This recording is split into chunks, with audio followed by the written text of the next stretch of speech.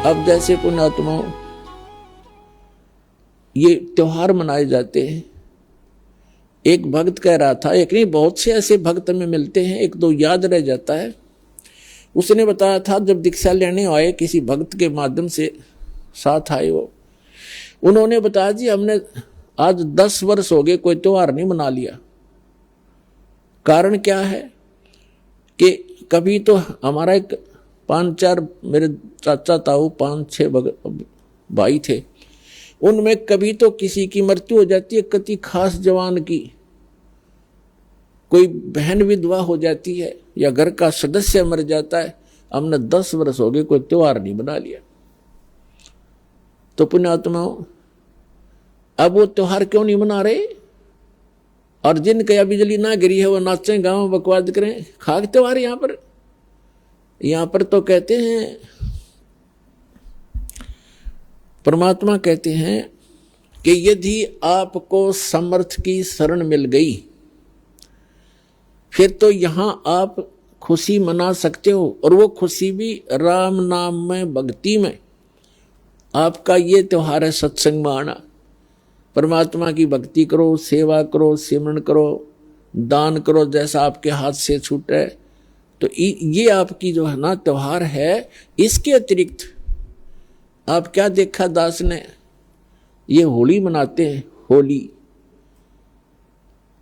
जब से हमें ज्ञान हुआ है हमारे बच्चे भी नहीं करते, छोटे छोटे बच्चे भी अपने घरों में रहते हैं, उस दिन बाहर नहीं निकलते, क्योंकि समाज में ये ज्यादा परंपरा प्रचलित है।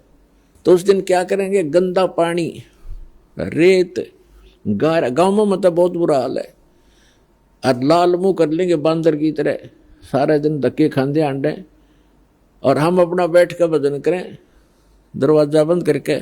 अब जैसे अब ये आएगी क्या नाम, पूर्णमासी, रक्षाबंधन कहते हैं, सारी उल्टी परंपरा काल की। एक बहन बता रही थी जब दीक्षा ली उसने, और ये उसको ये सब मर्यादाएं बताएगी, सत्संग सुनाए जाते हैं। पहले थोड़ी संगत थी, 100, 200, 400 भक्त आ जाते थे, बैठ जाते थे, सब अब अपनी सुनाया करते थे मेरे पास बैठ कर। तो एक बहन कह रही थी जी आप, पहली बार तो मैंने दुख हुआ था इस बात का जब ये सुना कि भाई रक्षाबंधन भी भाई का नहीं बांधना है।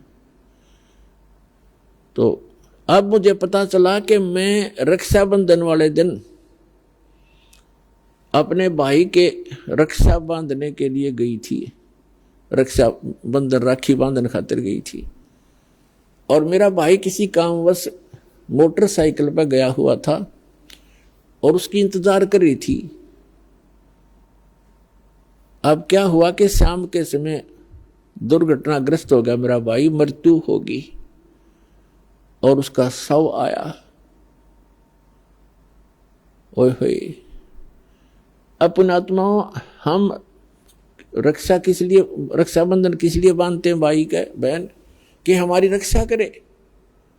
अब जब वो अपनी ही रक्षा नहीं कर सका, भाई की रक्षा, बहन की रक्षा कहां से कर देगा? जो रक्षा करने वाला है परमात्मा का रक्षाबंधन बांधो, और उसका रक्षाबंधन है पुण्यात्माओं, उसका नाम लो, उसकी शरण में आ जाओ। भाई की भी रक्षा और बहन की भी रक्षा, बच्चों की भी रक्षा, अपनी भी रक्षा, पति पत्नी की भी रक्षा।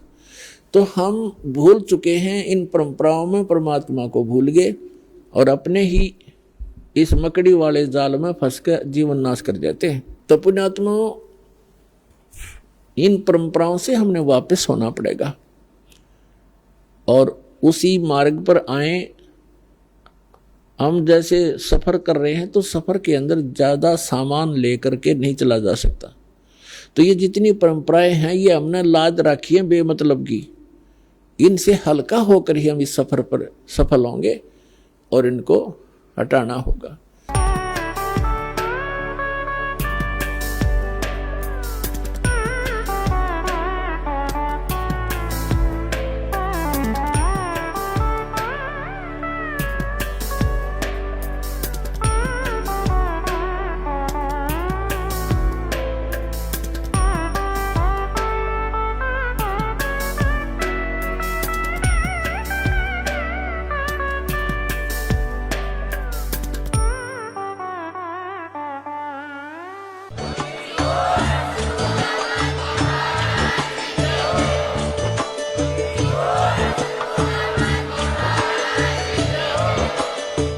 सुन रहे थे जगत गुरु तत्वदर्शी संत रामपाल जी महाराज जी के मंगल प्रवचन। अधिक जानकारी के लिए विजिट कीजिए हमारी वेबसाइट www.jagatgururampalji.org। संत रामपाल जी महाराज जी के शुभ आशीर्वाद से पूरे विश्व भर में 500 से भी ज्यादा नाम दीक्षा केंद्र हैं, जिन पर संत रामपाल जी महाराज जी द्वारा ऑनलाइन निशुल्क नाम दीक्षा दी जा रही है। अपने नजदीकी नाम दीक्षा केंद्र का पता करने के लिए संपर्क करें 8222880541।